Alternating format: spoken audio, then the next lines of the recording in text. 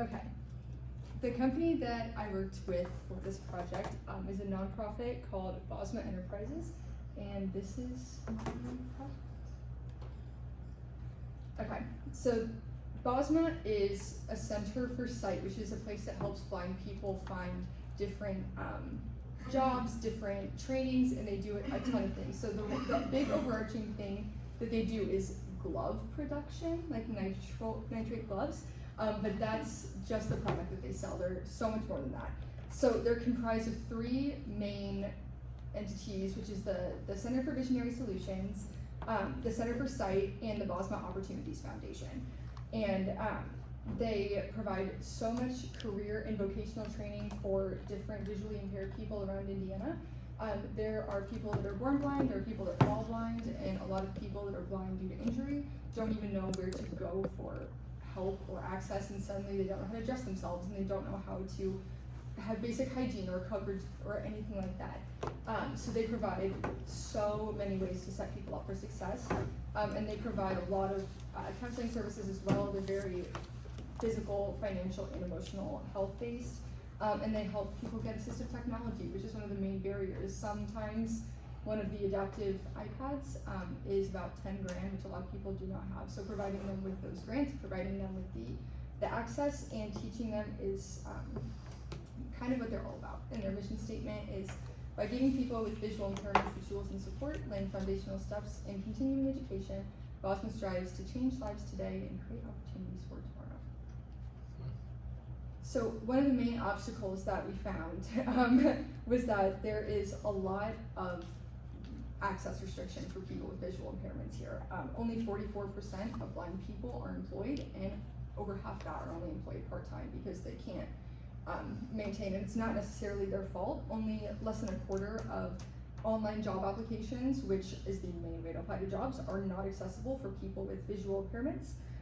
People that don't have sight can't read nonverbal cues, and so they often get passed in networking opportunities, in social adaptation, in different work settings. And in 2021, 38% of people that were offered a job with visual impairments had to turn it down due to lack of ability for transportation. They are often limited on how they can get there, so all of these obstacles basically set them up for failure, and not many are willing to try and overcome it. A lot of them are often stuck in low-level jobs that do not match their skill set and are out of the running for different promotions and jobs, and the ability to move up, the ability to succeed is completely shot, simply because adaptability can be expensive, and adaptability can be sometimes annoying for companies to try and adhere to.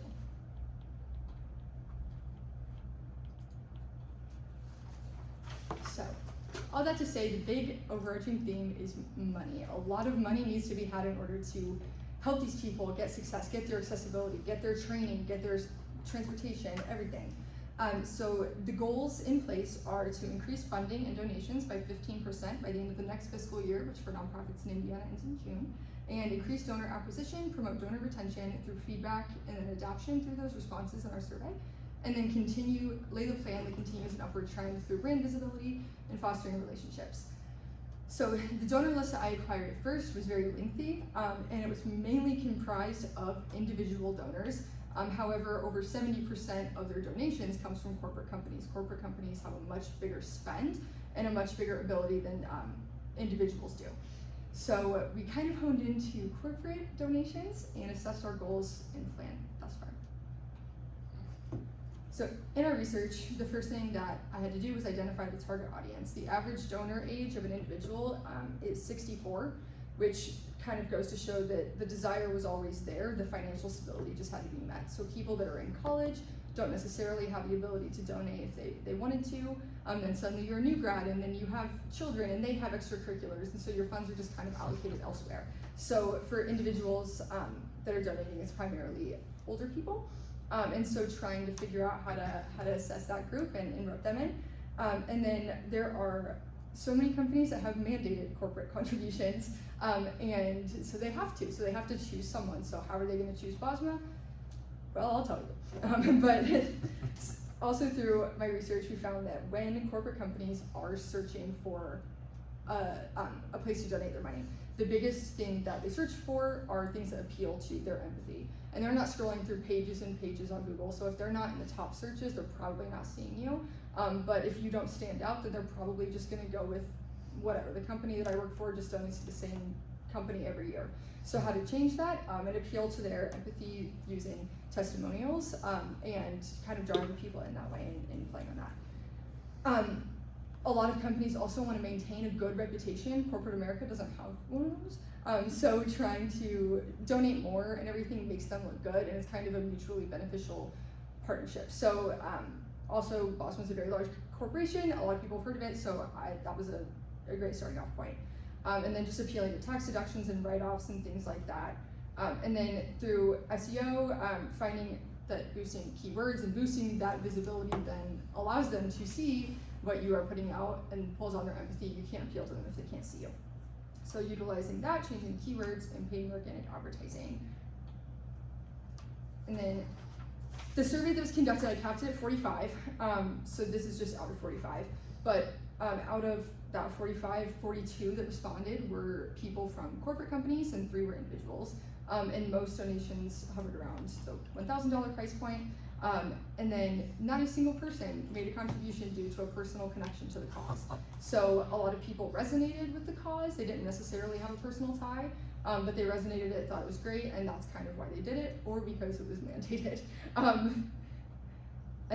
But luckily we had like an overwhelming majority say that they are likely to become a repeat donor, which was a very good jumping off point, as one of our goals was to increase retention. And then just online donations was the highest method. And then, however, most of the people reported that they didn't receive any sort of token of appreciation in return, not a letter. And most people donating are trying to get like a present, but they didn't get an email. A couple of them said that they did. They hit a certain price point. They have like a baseline, and once you hit X many dollars, you get an email. But a lot of them reported not getting anything. Oh, everybody needs an email. Yes. Yes. And everyone kind of pretty much hovered around the middle. They said that they didn't really feel like they were recognized, probably due to the lack of appreciation, but they didn't really hear from them or get any acknowledgement after that. But one of the biggest takeaways was that the overwhelming majority said that they did not feel like Bosma effectively communicated to them how their donations were going to be utilized. They don't know where that money's going. They don't know what it's doing. They don't see how their donation directs people impactfully, which is a huge thing in repeat donors, and that was not a big thing. And according to Charity Navigator, informed giving is one of the biggest ways to get people to come back. It's the biggest way to people to increase in the following years. And only 2.5% of nonprofits have how their donations are being used in their website. And Bosma is one of those, actually. But not enough. It's not direct enough. It's not giving the overarching of how they are helping these people achieve the goals. And that was kind of a question, but yeah, the biggest takeaways were that most of the people that donated were obviously corporate. The highest ranking of getting likely to donate again was huge. 74% in effective communications about how they're being utilized, and then under recognition. But a big one was 98% reported that a gift matching incentive would influence an increase in future donations. And this can kind of be achieved in different ways. At the company I currently work for, we have this charity that's based out of Ohio. I don't have any personal connection to it. We got a pet fish for the office, and they said whoever names it gets $100. And the person who won the prize was like, I'll just donate it to Pelotonia. And then suddenly everyone in the company was like, okay, me too, like I'll match that. And so kind of fostering that community as well has a really high rate of getting people to come back, increasing, and providing possibility for the future. And then actually the biggest thing is to do competitor research, find out what other nonprofits, you're not trying to beat them, but increasing your visibility is going to increase the likelihood of getting the donations, and then utilizing the testimonials, like I said, and then just accurately communicating how those funds are being utilized, sending out newsletters to those people throughout the year, maybe biannually, and telling them how it's being used, listing it on the website under the What Do We Do section, and rebranding that and showing how this person got this tablet and they were able to achieve this job, and that's going to just change how people do donate. And then implementing personalized thank you letters and emails to all donors, not at a certain price point. Just a small token is going to make them feel appreciated and feel more connected to the cause and likely to come back. So the biggest plan is to talk to people, give them the knowledge, give them the information. So as long as we can boost the visibility using the keywords and paid and organic ads and different words of mouth, that visibility is going to let people know what the cause is, which is then going to appeal to their emotion. And then you keep talking to them. They finally hear what you're all about. Now they're intrigued. They're like, wow, $100 could do this. And you talk to them. They have the knowledge of your mission. After you effectively inform them about how their stuff is being used, you appreciate them, they feel touched, and then they tell people. The word of mouth and the return and the increase and bringing other people on board. Hey, this person, your company wants to donate to them. This is what they do. This is what, it's great. And then it kind of just becomes full circle, and it all starts with being able to change your digital marketing in order to be seen and let your mission be heard.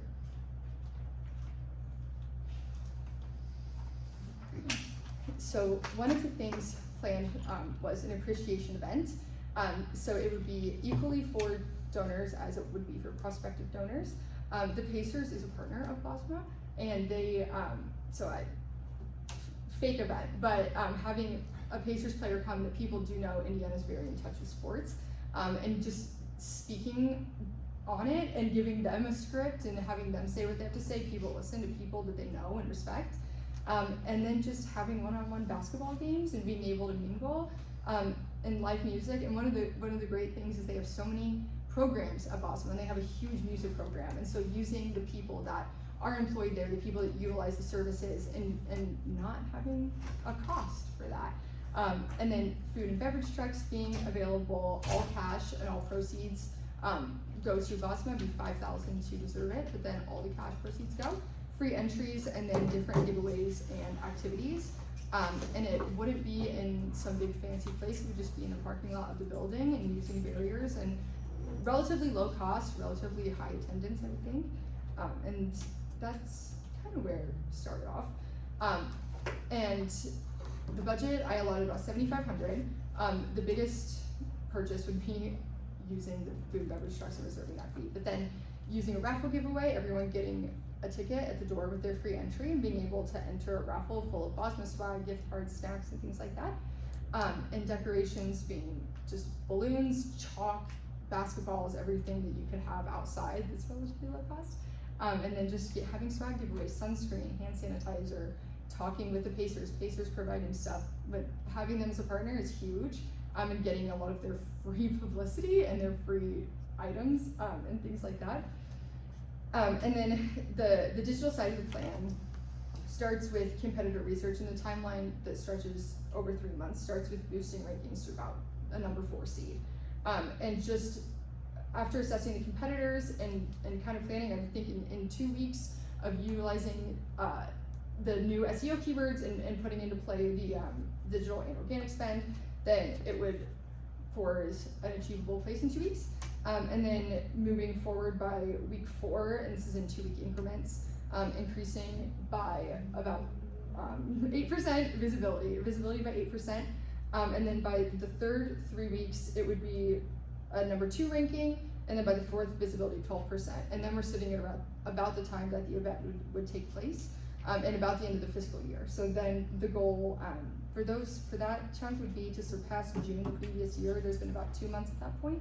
And I think that with the plans in place, that's a good place to increase by at least a little percentage and surpass the year to date previously, and then retain donors by about 7% after 2 weeks reflecting after the event.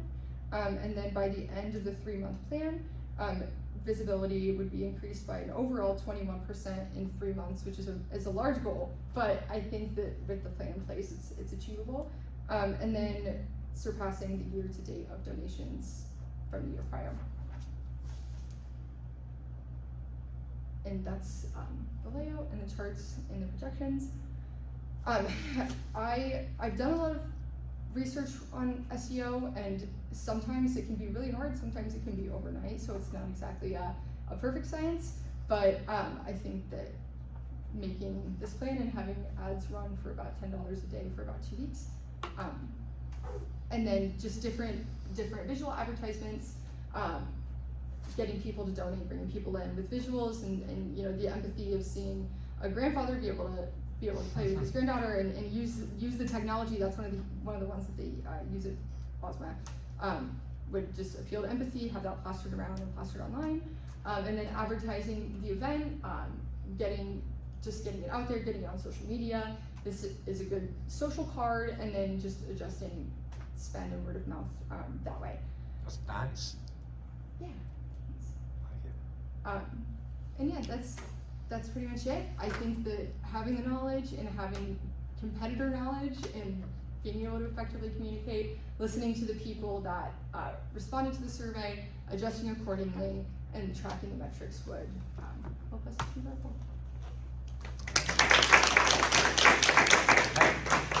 Questions for Emily? Michelle? Yeah, I'm sorry if I missed it, but do they do any current kind of paid social media advertising, or is it mostly just kind of used through their channels, but just not any paid media? Right now, in the last year, they haven't done any paid media. Okay. It's been all organic and all different event fundraisers. They have a huge golf event every year, and that's a big one, but a lot of it's just their employees posting and recruiting about it, and it's also the same one they do every year, so a lot of their retained donors know about it. But as far as paid, not really. That's what I found too. Yeah. Thank you. There aren't really any other places like this, especially their size in the state, which is a good thing for the plan, but luckily it's gotten a lot of recognition that way. So you presented a whole lot of great tactics. What do you think the top two are if they decided, you know, we're not gonna do all of those, but what are the two you feel that would get them pointed toward those goals? Honestly, I think just assessing the corporate companies around the state and trying to, you know, like, have you heard of us? And no, and like, and sending emails and kind of just informing, because I feel like there's a lot of potential there that they're not capitalizing on, because empathy can go a long way, like a very long way. And I didn't even know that this place existed until my friend who was blind had to go there. And so that's how I'd heard of it, was through someone else. And so I was like, they do so many great things in it and nobody knows, and there's so much potential here. And there's so many companies in Indiana that have their charitable donations get wasted every year. Mm-hmm. And companies get to write that off, which is like not an emotional thing, but business is business and the money's in their pockets. So I think that would just be a huge one. Okay. All right. Thanks. All right.